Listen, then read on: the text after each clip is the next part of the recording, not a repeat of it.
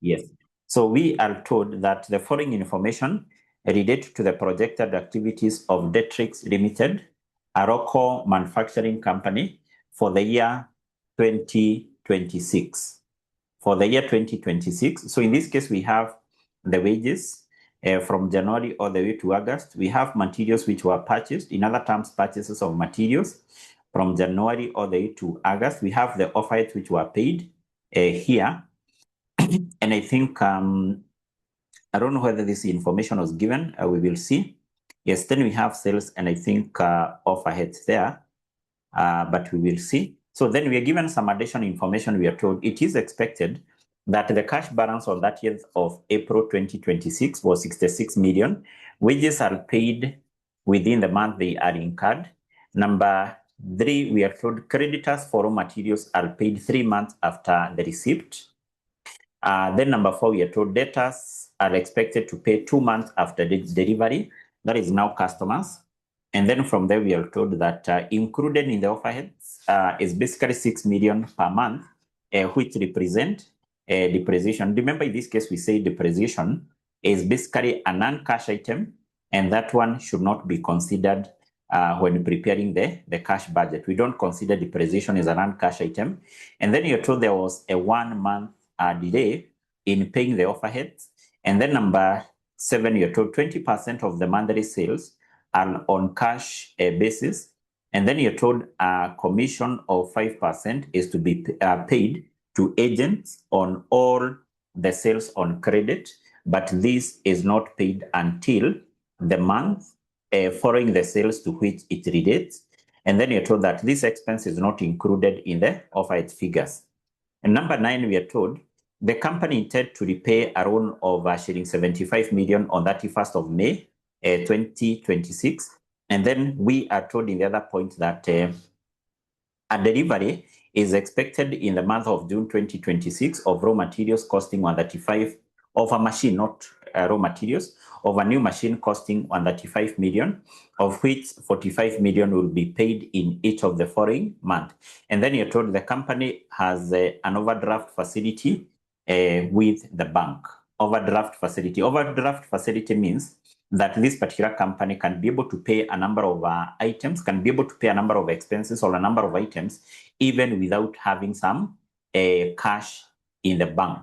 Some cash in what? In the bank. Generally, if, for example, you have a company, it is always advisable you do what? You negotiate for such with your bank, because you may be there may be an item which need to be paid, an expense which need to be paid, a supplier who need to be paid, but basically you don't have cash in your bank. So you need to have negotiated with your bank for an overdraft facility. Maybe they can give you a facility of maybe 100,000, 200,000, such that if you want to pay for something, you don't have cash in your bank, you can be able to utilize that particular overdraft facility. So from this information, we are required to prepare what? A cash budget for the month of May, June, and July. Remember, in this case, we said this particular cash budget is basically prepared to do what? Is prepared to show the cash which is expected to be received, and also the cash which is expected to be paid, or the cash payment, and the cash balance at the end of the month.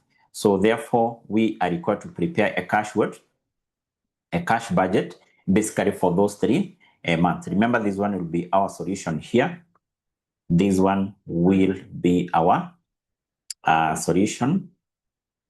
Yes. So in this case, we will prepare the cash budget for these 3 months: the month of May, the month of May, the month of June, and basically the month of what? The month of July. The month of July there. And I think also we can have our values in thousands of shillings, because I hope you can see the values given here are in thousands of shillings. Are in thousands of shillings there. Yes. So what we start by recording here, we always start by recording the opening cash balance.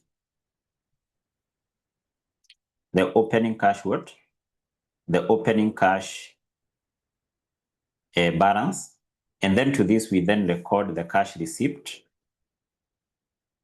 The cash receipt. So the cash receipt, remember here we record the money to be received, the cash receipt. Then from there, we record the cash payment here, the cash payment. And remember, after adding this opening cash balance and the cash receipt, so here we get the total cash, the total cash receipt. Total cash receipt, I think we can denote this using capital A, or actually you can refer to that as capital A. So we'll basically get the total cash receipt here. Then we can push this up. We cut it, Control X, and then we push it up here. Control V to paste. Yes. And then equally down here, we will have the total cash payment. Let me copy that. We will have the total cash payment here. Total cash payment. Total cash payment. Payments. And we can represent using this one using capital B. And then down here we have what? We have the closing cash balance. The closing cash balance. Now, for the closing cash balance, we say this one is basically computed, that is, by taking the total cash receipt, this one, A, we deduct the total cash payment, whatever you have down there. And basically we get the closing cash, the closing cash balance. So let's record basically what you're given. So we will go through the additional information as we record whatever we are given. So in note number 1, you're told, it is expected that the cash balance on 30th of April 2026 will be 66 million. So this is a closing cash balance in which month? The closing cash balance in the month of April. Automatically, the closing cash balance in the month of April, this one will be the opening cash balance in the month of what? In the month of May here. So we have 66 million. And remember, our values are in thousands of shillings. So you record it as 66.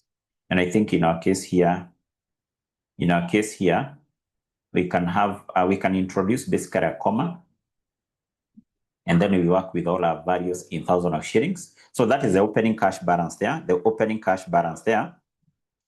Opening cash balance there.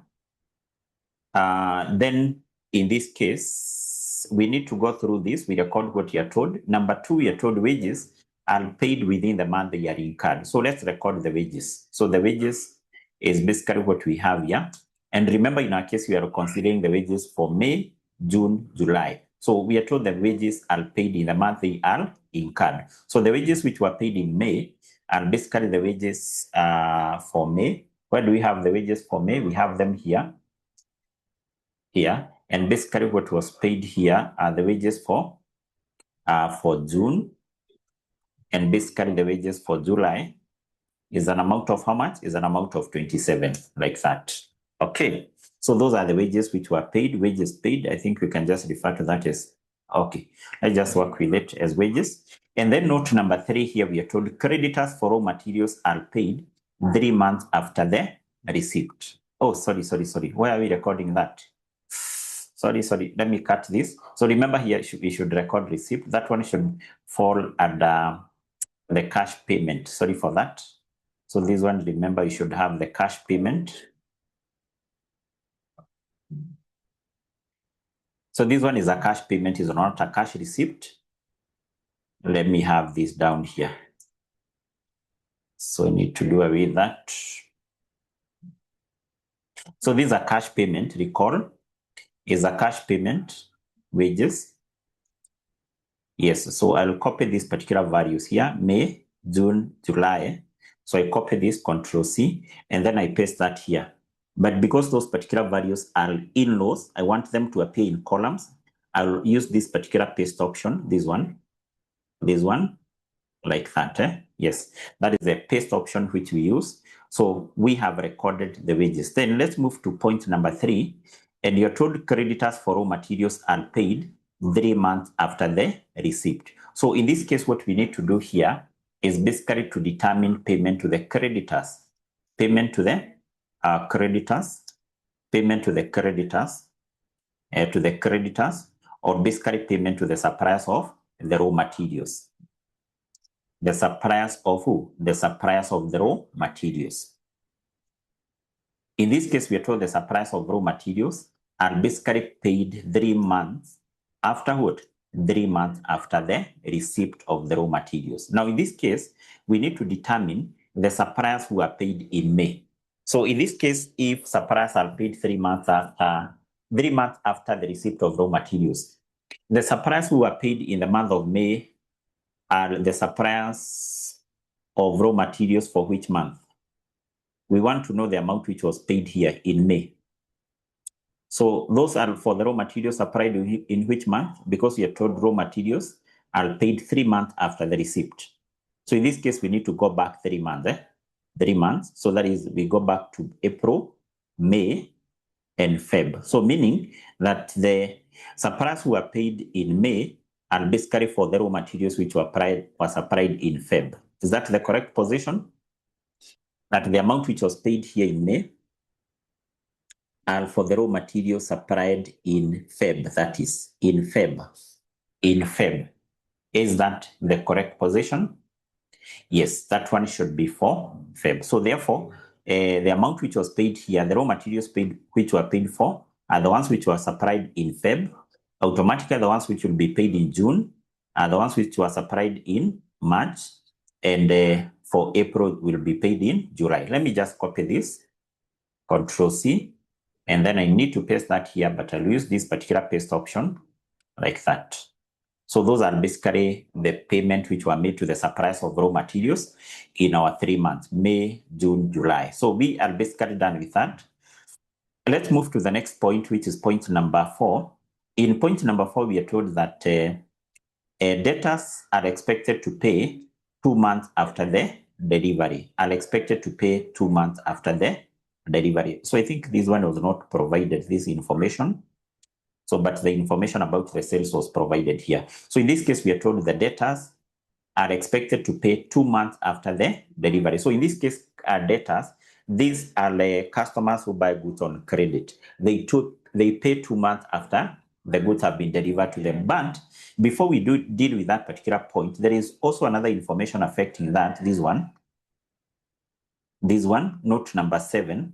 So can we first of all pick this? Because we are told 20% of the sales are on credit, not on credit, rather, are on cash basis. So I think, therefore, what we need to do for this particular sales which are given here, number one, we need to determine how much sales were made on cash. In other terms, we need to determine the cash sales, and then from there, we determine the sales which were made on credit. In this case, we are told the cash sales, this one would be 20%. This one is 20%. So 20%, 0.2 of our total sales.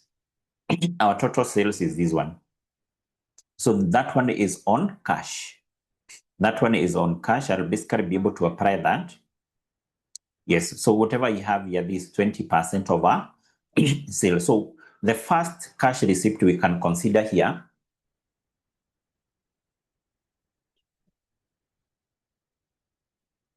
the first cash receipt we can consider here is basically the cash which was received from the cash sales. From the cash sales. In this case, we will take the sales which were made in May, the cash sales made in the month of May, this one, 42. The sales which were made in June, this one, 36. And basically the sales which were made in July, and that is an amount of 30,000. Then from there, we basically need to determine also the receipt, the money which will be received from the debtors. The receipt from who? The receipt from debtors. The receipt from the debtors. And in this case, remember, we are told in note number 4 here, the debtors are expected to pay 2 months after the delivery. Remember, this amount to be paid by the debtors after 2 months of the delivery. This relate to the credit sales. Relate to the credit sales. And automatically our credit sales here should be 80% because this is a cash sales, which is 20%. So the credit sales will be what? Will be equivalent to 80%. Or in other terms, the difference between these two. So the difference between the total sales and the cash sales, the difference will be the credit sales. So the credit sales, therefore, will be equal to this minus whatever you have here, this one. We enter. So, and basically, we apply that formula up to the last month, like that. So that one will be this one will be our credit sales. This one will be our credit what? Sales. Now, in this case, we are told credit or the debtors will pay 2 months after the delivery. So what we're interested with is basically the amount now to be received in these 3 months here, in these 3 months. So the amount which will be received in the month of May basically will be for the sales. From the month of May, we go back 2 months. So this 1 month, April and March. So the amount which was received here in May, this is related to the credit sales which were made in March, because this 1 month, 2 months. Yes, the credit sales which were made in the month of March, this one. So then the amount received from the debtors in the month of June, this month, are basically for the sales which were made in, credit sales made in April, this one. And the amount which was received here is for the credit sales which were made in the month of May. Customers pay 2 months after the delivery. So we are basically done with that. And remember that one is a cash receipt. That is cash received. Cash receipt. Then from there, we basically proceed and we move to the next point. We move to the next point. So in the next point, what are we told here? In the next point, we are told that included in the overhead figure is an amount of 6 million, which represent what? Depreciation. Remember, in this case, we have said depreciation. This one is an uncash item. So when preparing our statement or basically our cash budget that is, we don't consider depreciation. Is a non-cash what? Item. So in this case, we will take the overheads here, but I think there is also another note given in respect to that overheads here.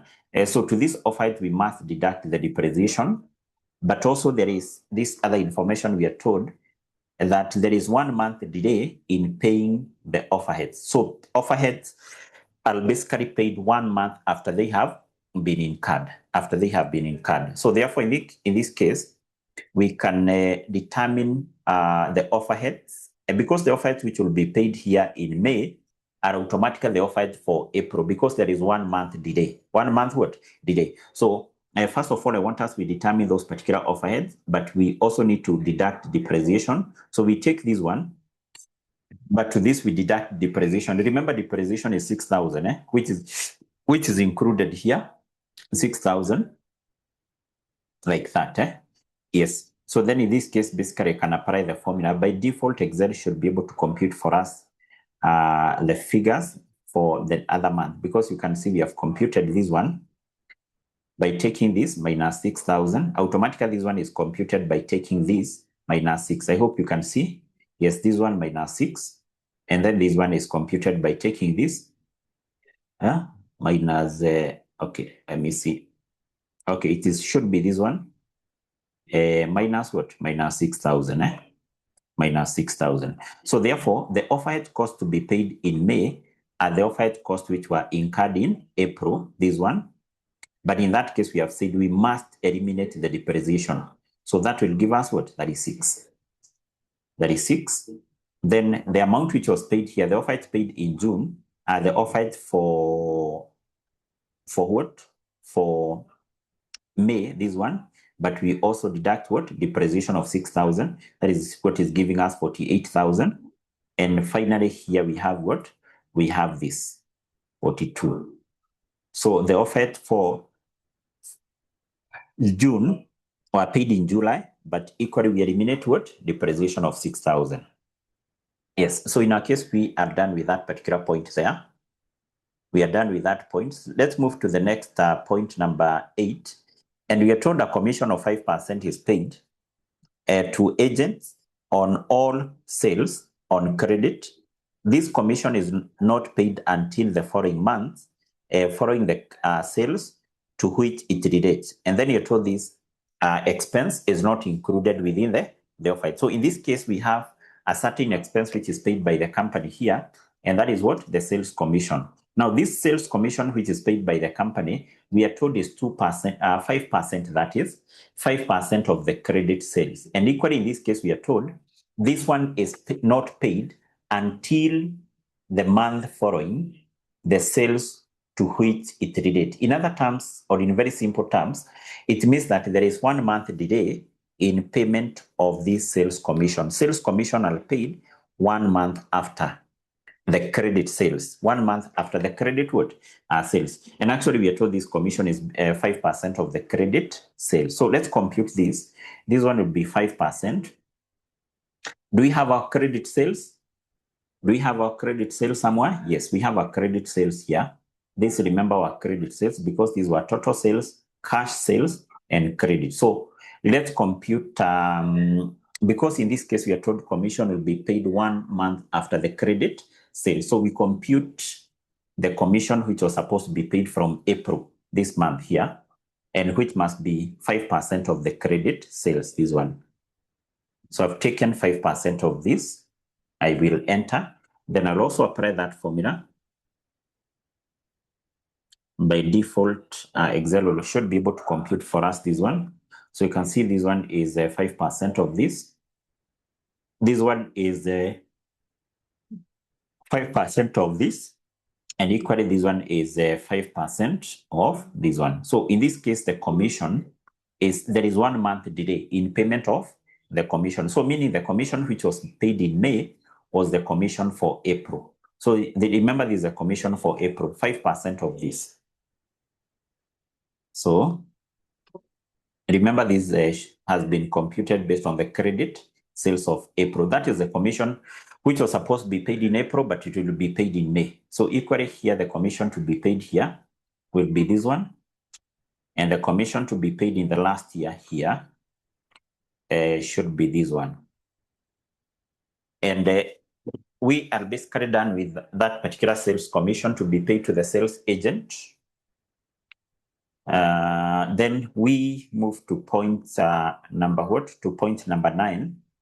So in point number 9, we are told the company intended to repay a loan of 75 million in which month? On the 31st of May 2026. So that is basically a payment. So we have loan repayment. So this particular loan will be, we are told, will be repaid in which month? In the month of May, the first month here, 75 million. 75 million. No payment to be made in the other month. No payment to be made in the other month. Okay, so we are basically done with this. So then in point number 10, we are told a delivery is expected in the month of June for a new machine costing 135 million. So the company will purchase a new machine and it will be delivered in the month of June, of which 45 million will be paid in each of the following months. So the company will pay 45 million from the following month after the delivery. So this therefore is basically a payment. So you can talk of a payment of a machine, payment of the machine, payment of the machine. And in this case, we are told that 45 million, that is, will be paid will be paid in each of the following months. Following months means from which month? The machine will be delivered in June. So the first installment will be paid in June or basically July.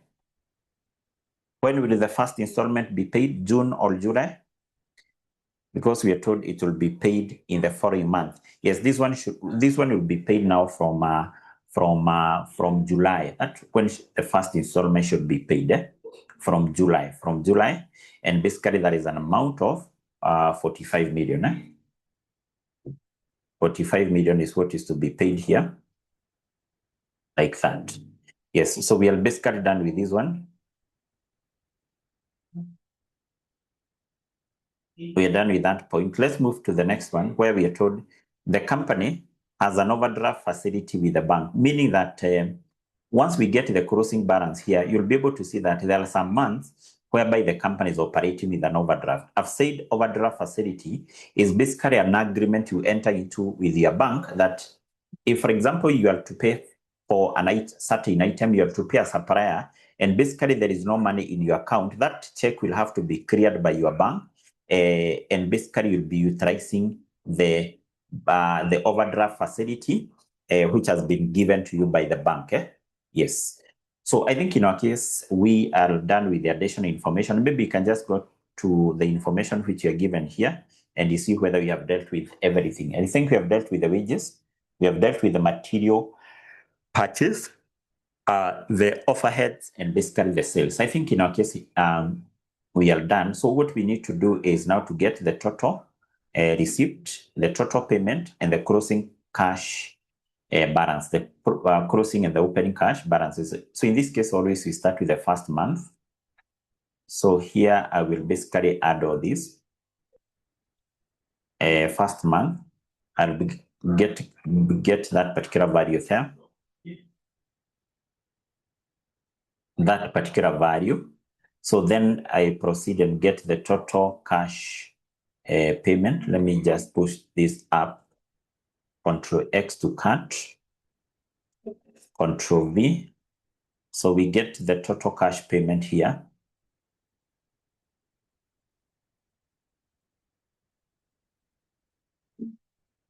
Which will give us that. So then from there we get the closing cash balance. How do we get the closing cash balance? To get the closing cash balance, we take this, we minus the total cash payment, this one. We enter, yes, and automatically this formula will also be applied there. So then from there we need to get the closing the opening cash balance here, because you can see we don't have the opening cash balance. The opening cash balance here will be equal to this one. So just pick that, because I want us to just come up with a formula.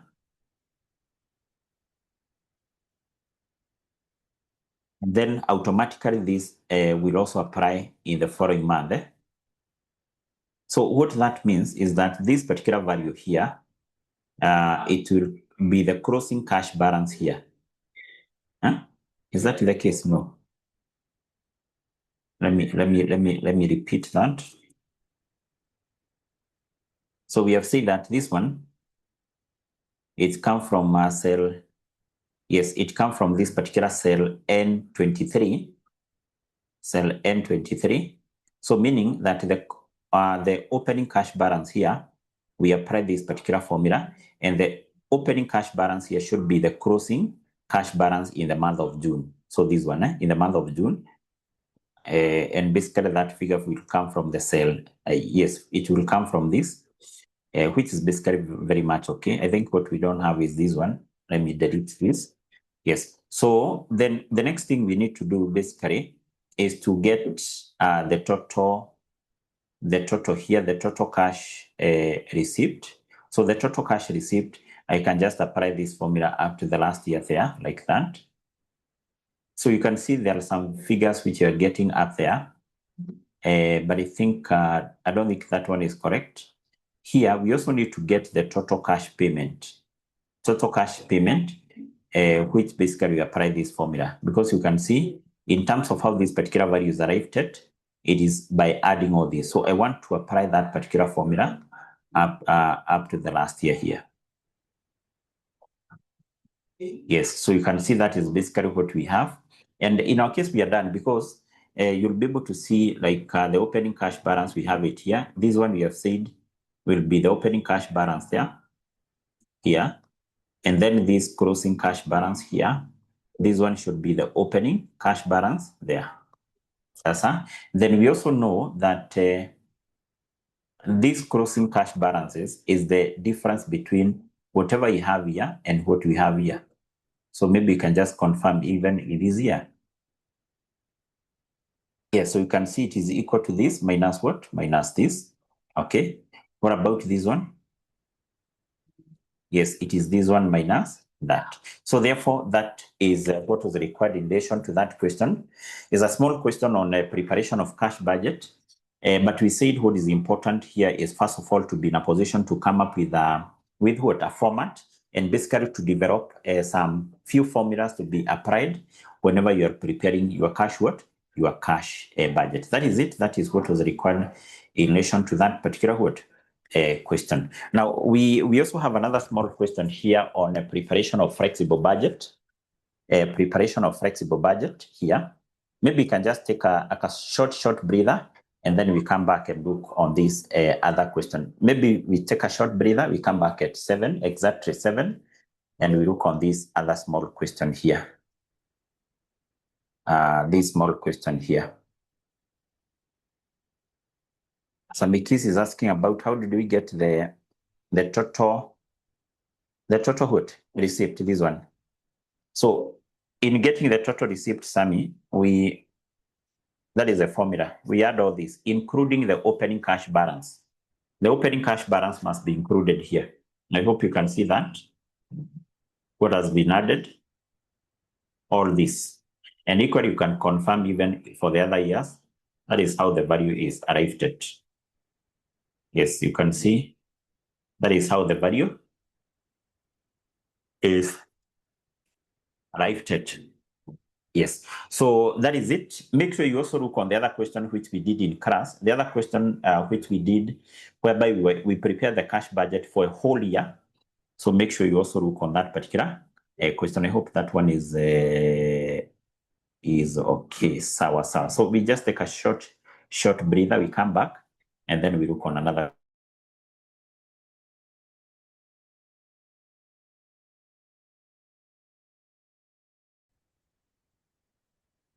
Yes, so I want us we continue. I hope you are back.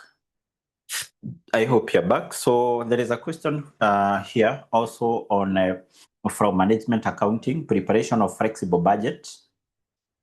Preparation of a flexible budget. Now, remember in this case, we said a flexible budget is basically that particular budget which does not remain static. This particular budget flexes or basically changes with a change in the activity level.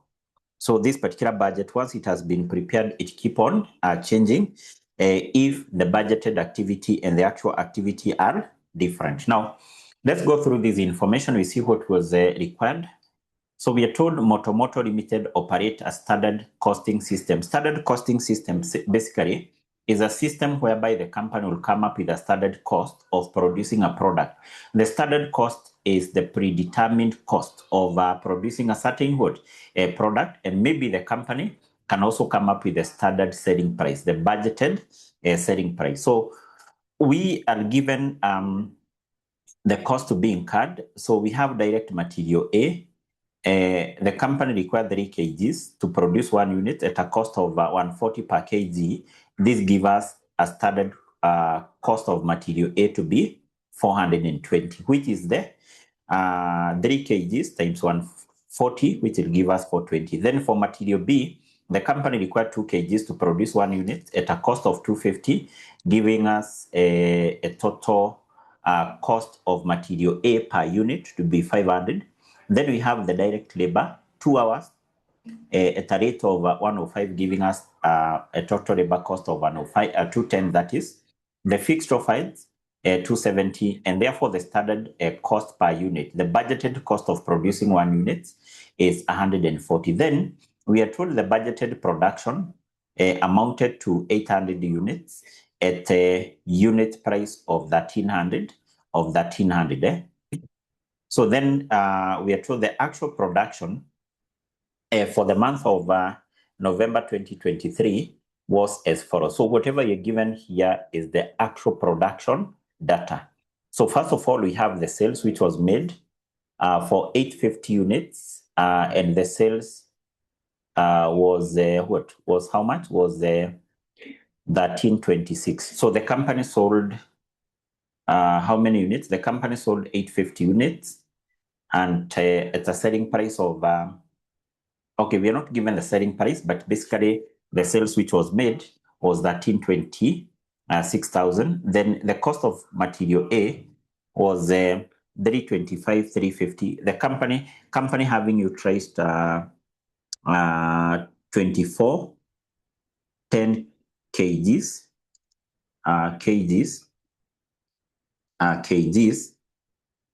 Then for material B, the company utilized 1,000 kgs, 1,000 kgs at a cost of 270. And then we have labor, which is 97,900. The fixed offer 229,500. And then in this case, we are told that the actual output amounted to 850 units. 850 units. And then in this case, we are also given additional information.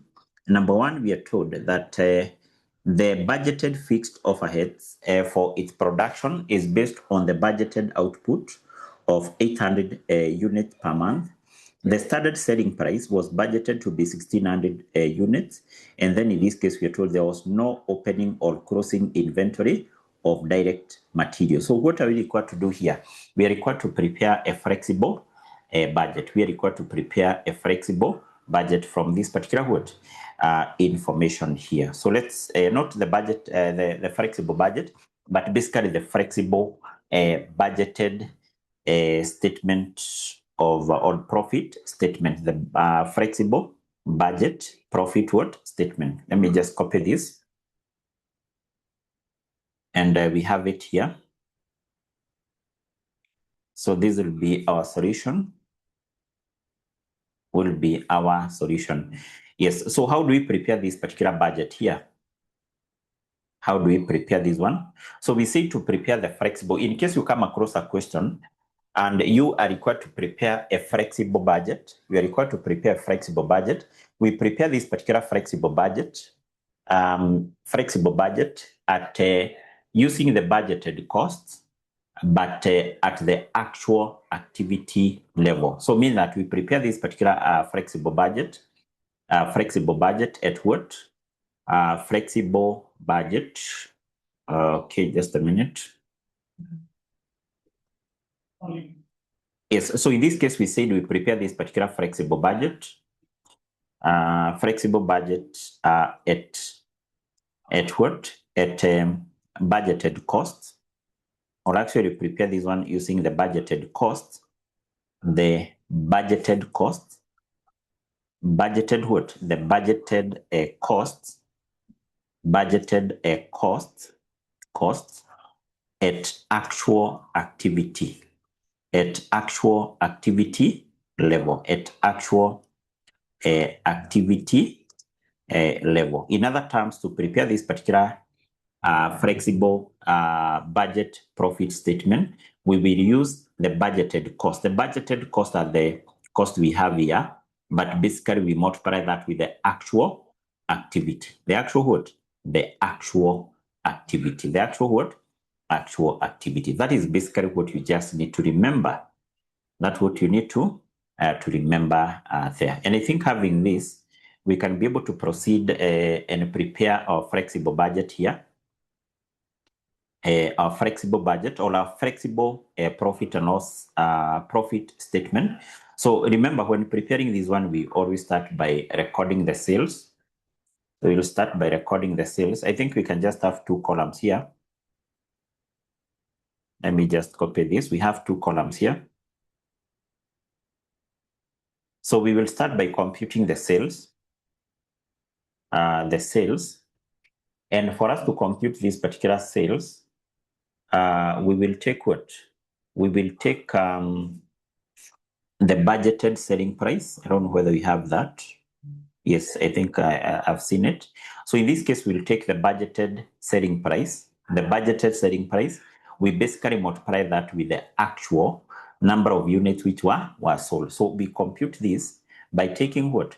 By taking the budgeted selling price times the actual units which were sold. In our case, we have the budgeted selling price somewhere here, this one. Now, remember in this case, if you're given standard, for example, you're given standard cost or even the standard selling price, that is the same with the standard cost. So the budgeted cost and also the same with the budgeted selling price. So whatever you given here, the standard selling price, this one is the same with the budgeted selling price. This one is the same with what? This one is the same with the budgeted selling price per what? Per unit. The budgeted selling price per unit. So that is basically what we have here. So we will take the budgeted selling price, which we are told is 1600, and basically we multiply that with the actual number of units which were produced and sold. Now, here we are given the budgeted production 800, but in this case we are told the actual output was 850. So we have to multiply that with the actual units, the actual units which were produced and sold. So this one is basically the actual units, which were produced and sold. And basically what we have here, this one is the budgeted. The budgeted selling price.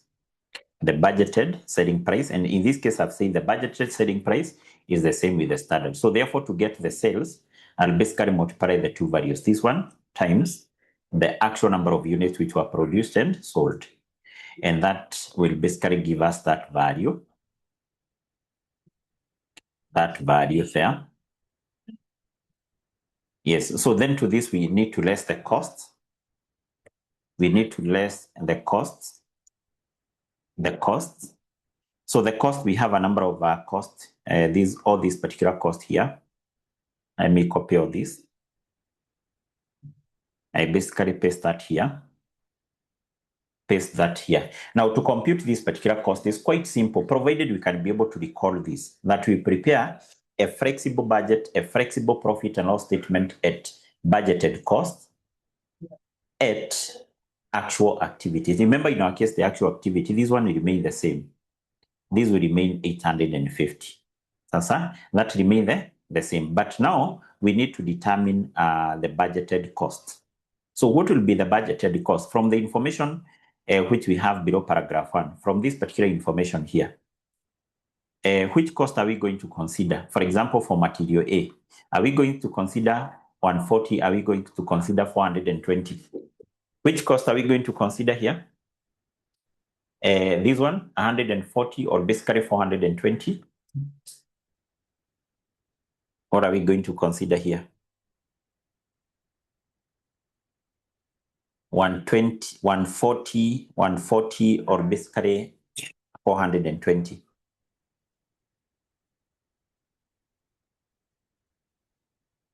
$140 or $420? What do we consider here?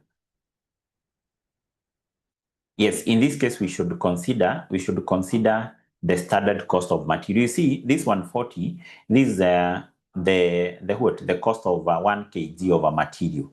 So, but in this case, to produce this unit, the company requires 3 kgs. So the standard cost of this material is 420. So that is basically what we consider here.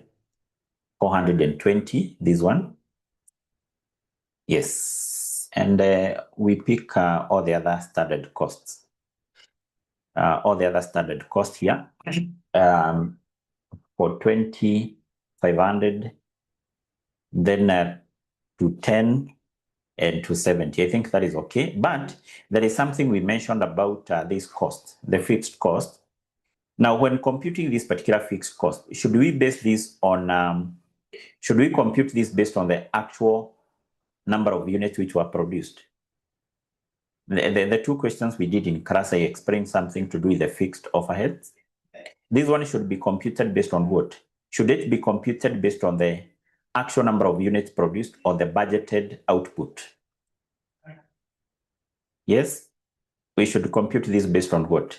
Yes, in this case, we said, Patrice, we said when computing the budgeted, not the budgeted, rather the fixed overhead, we compute that based on the budgeted output, because we know that the fixed cost, that one does not depend, the fixed cost does not depend with the number of units which were produced. These are fixed costs.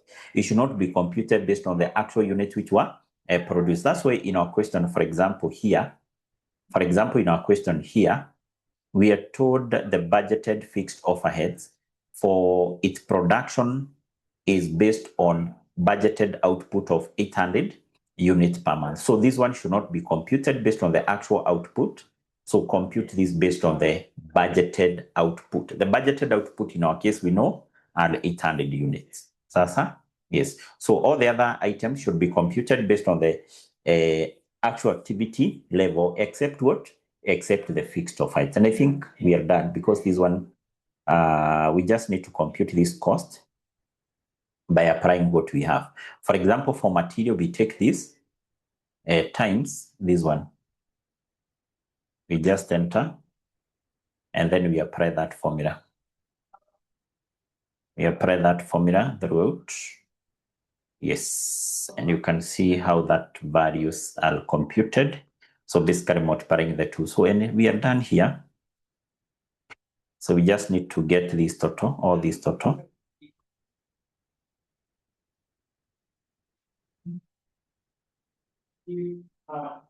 This total here.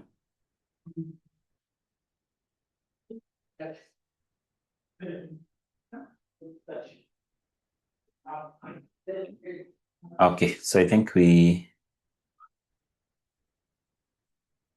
okay. Let me do away with this one.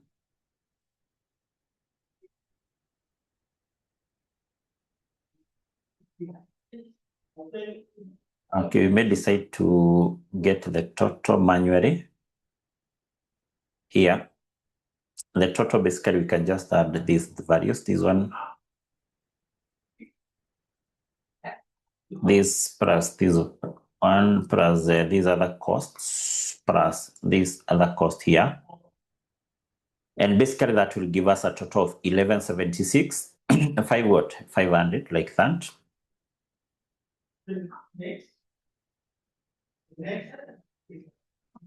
Yes, like that. Yes. Okay. So I think we then less that from our sales. We less that from our sales, and basically we get what? We get the profit for the year. We get the profit for the profit for the year. The profit for the year. So the profit for the year, this one will be the difference between the two, this basically minus this one. And that will give us a profit for the year of how much? Of 183,500. 183,500. 183,500. Yes. So that is it. That is basically what was required in relation to that question. So if you happen to come across maybe a question of flexible budget, that's basically how we prepare that one. That's basically how we prepare that one. And that one was just a simple question there. I think that is it. So we have done this one for cash budget. I think most of these particular questions, we did them during our class time. For example, I think this question we did it, although you can apply that solution. Did we handle this question in class? This question from Mr. Alex Mawez. It is a question from audit, a question on the preparation of 8-column work schedule. I think we did it in class. I think we did it in class.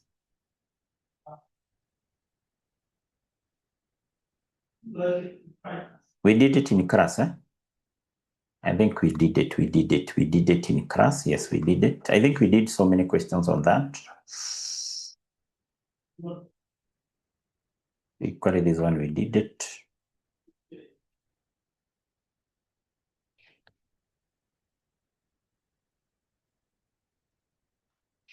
Yes, I think some of the questions here, like even this one, we did it in class. The question on sensitivity analysis.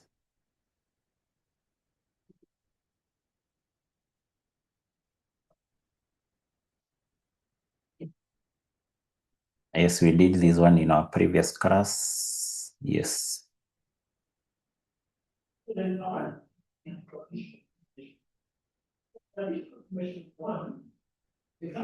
Okay, so I think maybe what we can do, we will stop at that point. But Next week, I'm planning because if you check on these particular past papers for BDA, you'll be able to see that there are some questions requiring some detailed application of advanced Excel. That is majorly what I want us we handle next week. Some questions requiring maybe detailed knowledge of Excel. That is what I'm planning maybe we handle next week. And equally, if you come across maybe another question you feel that you cannot be able to handle, maybe from those particular past papers, maybe you can share the question with me and we see whether we can create some time and basically we do that question. But basically what we said is that as you revise this particular paper, I always encourage the student to work very hard on section 2, because that section 2 is what is very, very important. Questions coming from a FAL, question coming from a FEM, and also MA, that section is very important. And also I hope you have tried to go through the theory notes which I shared with you, basically on topic 1 and topic 2. Those theory questions, those theory notes which I shared with you. I hope you're trying to create some time, you go through the same. And also, I shared with you a number of theory questions which have been tested in section A, those particular theory questions and answers. And I hope you're trying also to create some time and basically go through the same. You go through the same. So I think maybe that is basically what I've prepared for you in today's session. But I've said maybe next week I'll try to see whether we can do more questions. Maybe with those questions, there are a number of questions which require knowledge on advanced Excel. Maybe we will try to do those particular questions maybe next week. So let's just stop at that particular point for now. I think we can end a little bit earlier for now. So I don't know whether there is any question before we wind up. Any question?